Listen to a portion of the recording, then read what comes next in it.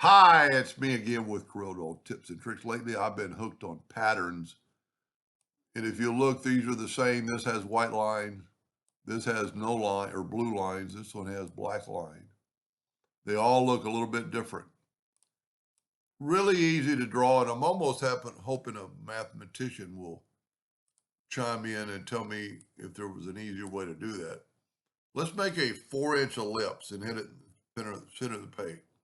Then let's take a 4-inch square and set it in the center of the page. Now, I'm going to set my nudge. I'm going to set my nudge distance on just 2 inches. And I'm going to Control D and make a duplicate and move it over.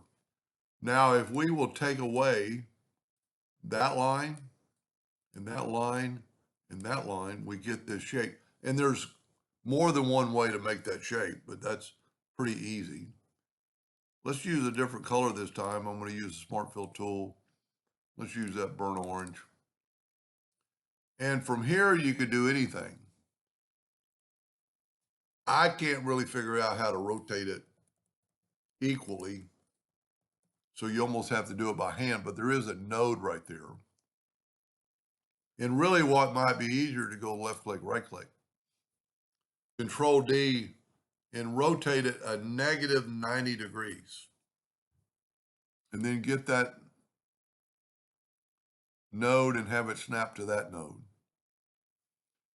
Might as well just go ahead and do the whole thing. Control G to group, duplicate, and then bring it down, but then mirror it the other way and just kind of use this node right there. No. See, that's what I need some little help with. Maybe there's a node up there. There it goes, snaps to the node. So the only disadvantage in this, so I'm going to Control G to group it, and I'm going to hit P to put it in the center of the page because that's going to help us greatly. I want it to be a little darker underneath here, so I'm going to get my interactive fill tool and put a little darkness here. Now, we could do all 4 of them and make them equal, but since we're working the center of the page, we can nudge these out of the way and Control D, alternate C, and rotate it 90 degrees. Control D, Control D. That's pretty cool. Now it's basically a square. So let's make it, let's just do 2 inches. Let's group them together. My nudge factor is still set on 2. Now I'm going to do them 2 different ways.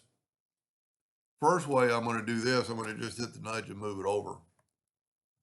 Okay. And then Control D and move it over. So you kind of get that effect. Let's do it a different way. So I'm going to make a copy of this. And I'm not going to nudge it over. I'm going to mirror it over. So I'm going to go Control D, get the 2-sided arrow and put it over here. You get a different, look at the difference in the look. Now we've got a space between the lines, but I like the lines in this case. Now we can hit the plus key and hit it twice. Control D, and it's going to continue that. Now let's group this together. And instead of duplicating it, let's Control D. Instead of nudging it, let's do this. And you get a total different look at the 2 different looks. Now, once you've done that once, you can just hit it twice with the nudge factor and keep going. And I always like finishing out in a perfect square. And then do whatever you think you like the best. You want, let me zoom in here. Do you want dark lines to kind of define it? You want white lines to make the white stand out? You want orange lines just to kind of blend in? Or no lines and have those little bitty lines? I think the white line looks pretty cool. Now there's one other thing we can do because this is basically transparent. So we take a yellow box, go up, order back a page, you can see the yellow.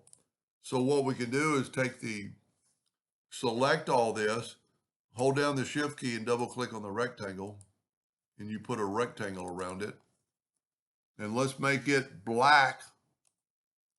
Go up to Object, order back a page. Now it's still selected, so we could get the interactive fill tool, swipe across it, go to elliptical, put it right in the middle, and then go outwardly.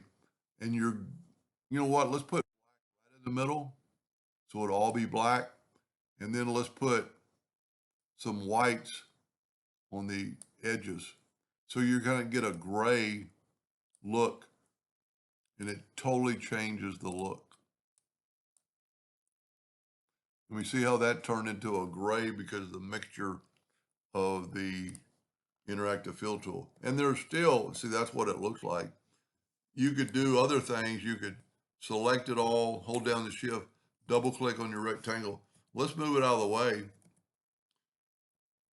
And I'm going to go, let's go this orange and then go to elliptical and then pick this pattern right here. I don't know why that's not working lately. I don't know what I did, what kind of setting I have. So just forget about that. Anyway, I need to figure out what happened there. See, you could put black in the middle here and get a total different look by nudging it back. Whoop. So you're going to get some orange and some white. Yeah, maybe not so much, but it is different. I actually think it looks better if we just made it all black. And then it kind of stands out those parts. Of course, we could have filled all those parts in with black. Anyway, pretty cool little pattern. So this was done with the mirror. This was done with nudging. So you kind of get a repetitive look. I kind of like the mirror image of it. See the difference between the two. Let me go ahead and make this one black so they'll stand out. I'm just going to right click white. I mean, look at these swirls are all going the same way. Swirls are going opposite on each other. Anyway, I hope that gave you an idea or two, and thank you for watching.